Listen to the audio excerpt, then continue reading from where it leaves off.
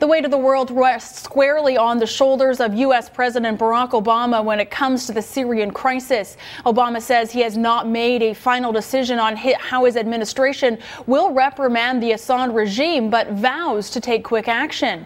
UN inspectors have now left Damascus after probing the alleged chemical gas attack that killed more than 1,000 people. Beatrice Vaisman is following this escalating diplomatic dilemma. She joins us now live in our Toronto newsroom. Beatrice, what is the latest on Syria right now?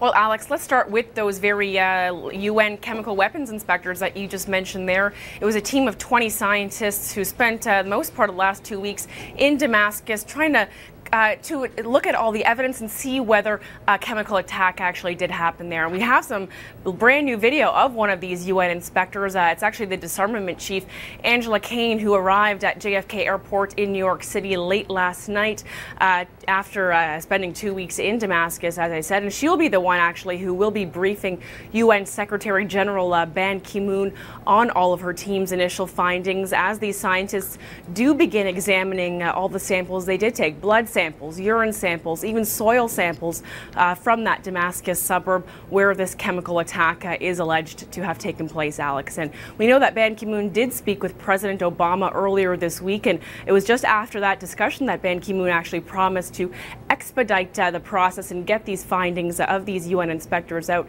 as quickly as possible. But over the last few days, the president is not mincing words. In fact, as you see on your screen right there, he met with the top officials from his national security team. We're talking John Kerry, Joe Biden, Susan Rice, and Eric Holder. They met in the Situation Room in the White House late last night, putting their heads together to come up with a solution here on how to deal with the escalating violence in Syria. But we did hear the president yesterday afternoon while meeting with Baltic leaders in Washington saying that he is prepared to take military action. No boots on the ground, but he is prepared to do something here to reprimand the Assad regime. As he says, U.S. intelligence officials have very clear and compelling evidence that it was actually the Assad regime that did conduct this chemical gas attack against his own people, Alex. So the president again says that it's time to take action. The world can no longer stand idly by. So let's take a listen to what the president had to say. This kind of attack threatens our national security interests by violating well-established international norms against the use of chemical weapons, by further threatening friends and allies of ours in the region like Israel and Turkey and Jordan, and it increases the risk that chemical weapons will be used in the future and fall into the hands of terrorists who might use them against us.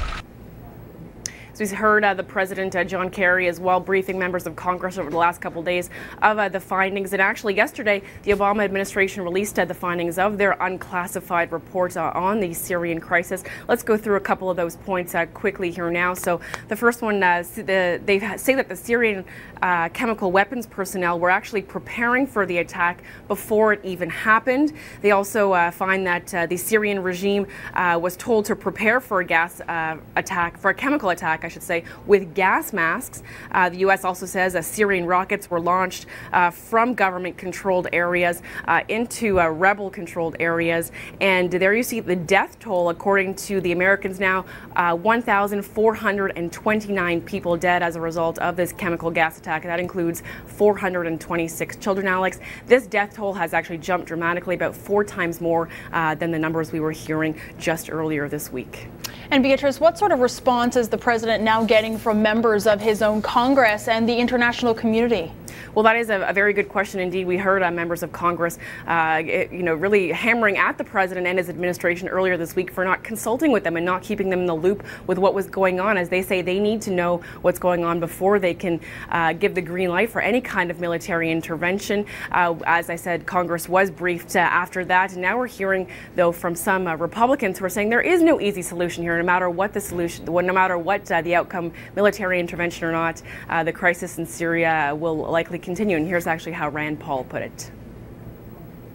He's already pre-announced that if he does attack, he's going to do it in a very limited fashion, and he's not going to be for regime change. To me, this sort of sounds like we're not going to win. He's for stalemate. I have 3 sons. I don't see sending one of my sons to war or your son to war to fight for stalemate.